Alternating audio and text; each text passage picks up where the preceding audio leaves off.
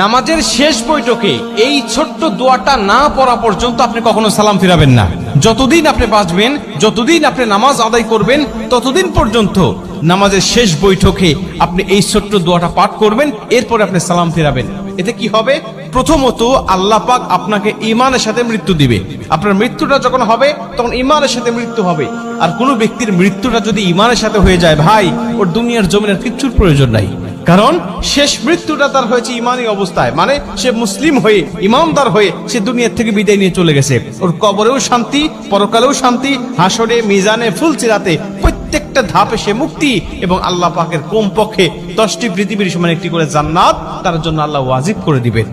2 নম্বরের দোয়াটা পাঠ করলে আপনার কবরে আযাব আল্লাহ ক্ষমা করে দিবে। আপনার কবরে আযাব হবে না, কবরের মধ্যে কোনো ফিতনা হবে না। নবীজি বলেন, যে ব্যক্তি কবরের আযাব থেকে মুক্তি পেয়ে গেল, সব ধাপ থেকে সে মুক্তি পেয়ে গেল। কারণ কবর হলো প্রথম ঘাঁটি, এই ঘাঁটি থেকে মুক্তি পেয়ে গেলে আল্লাহ পাক সব ঘাঁটিতে তাকে মুক্ত করে দিবে এবং তাকে জান্নাত দান করবে।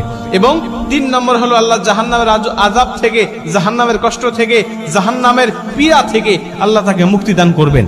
এবং 4 নম্বর হলো দাজ্জালের ফিতনা থেকে আল্লাহ পাক তাকে হেফাজত করবেন। ভাই, দাজ্জালের ফিতনা হলো পৃথিবীতে আদম আলাইহিস সালাতু ওয়াস সালাম থেকে শুরু করে আমাদের নবী মুহাম্মদ রাসূলুল্লাহ সাল্লাল্লাহু আলাইহি ওয়াসাল্লাম পর্যন্ত যত নবী রাসূল এসেছে, সমস্ত নবী রাসূল এই দাজ্জালের ফিতনা থেকে তার উম্মতকে সতর্ক করেছে।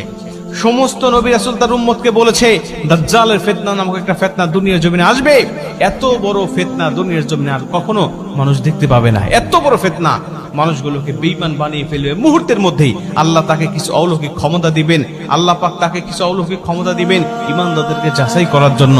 তখন এই দাজ্জাল এসে দুনিয়ার জমিনে তার অনুসারী আর অনুগামী করবেন মানুষগুলোকে, বিভিন্ন ক্ষমতা আল্লাহ তাকে দেখাবেন। ওই ক্ষমতাগুলো মানুষগুলোকে দেখিয়ে দেখিয়ে সে পথভ্রষ্ট করবেন।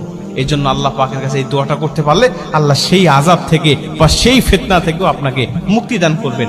দোয়াটা ছোট্ট দোয়া আমি আপনাদেরকে বলি, সেটা হলো আল্লাহুম্মা ইন্নী আউযু বিকা মিন আযাবিল কবর, আল্লাহুম্মা ইন্নী আউযু বিকা মিন আযাবি জাহান্নাম, আল্লাহুম্মা ইন্নী আউযু বিকা মিনাল মাহইয়া ওয়া মামাত, আল্লাহুম্মা ইন্নী আউযু বিকা মিন ফিতনাতি মাসিহিদ দাজ্জাল। আপনি এই দোয়াটা পাঠ করবেন, এরপরে আপনি সালাম ফিরাবেন।